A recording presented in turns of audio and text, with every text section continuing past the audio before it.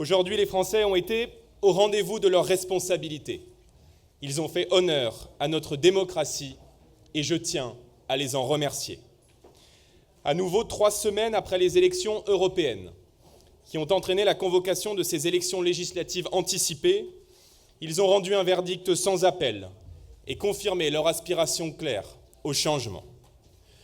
En portant les candidats du Rassemblement national et de ses alliés en tête, en leur permettant d'accéder au second tour dans une écrasante majorité de circonscriptions, les Français ont fait naître un espoir sans précédent dans tout le pays.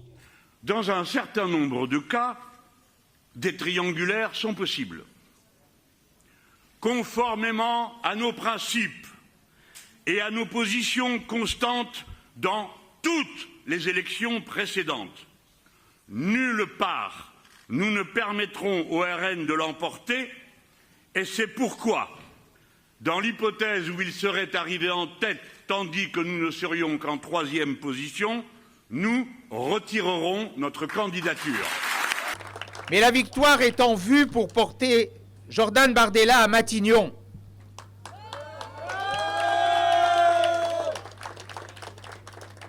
Mais la menace d'extrême gauche est plus que jamais ce soir réelle. D'autant que certaines compromissions honteuses se dessinent déjà. Notre objectif est clair.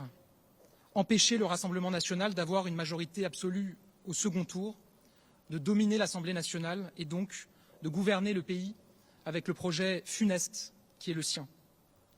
Je le dis avec la force que l'instant appelle à chacun de nos électeurs. Pas une voix ne doit aller au Rassemblement national. Dans de pareilles circonstances, la France mérite que l'on n'hésite pas. Jamais.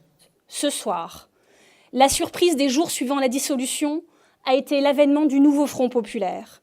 La surprise des 24 prochaines heures doit être la construction d'un nouveau Front républicain.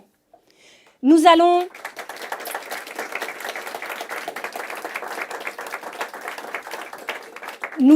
nous y consacrer à la construction de ce nouveau Front républicain dès maintenant. Et nous sommes à l'entière disposition de toutes celles et ceux qui souhaitent y contribuer. Il serait incompréhensible que certains continuent à ne pas faire la différence entre la gauche et l'extrême droite.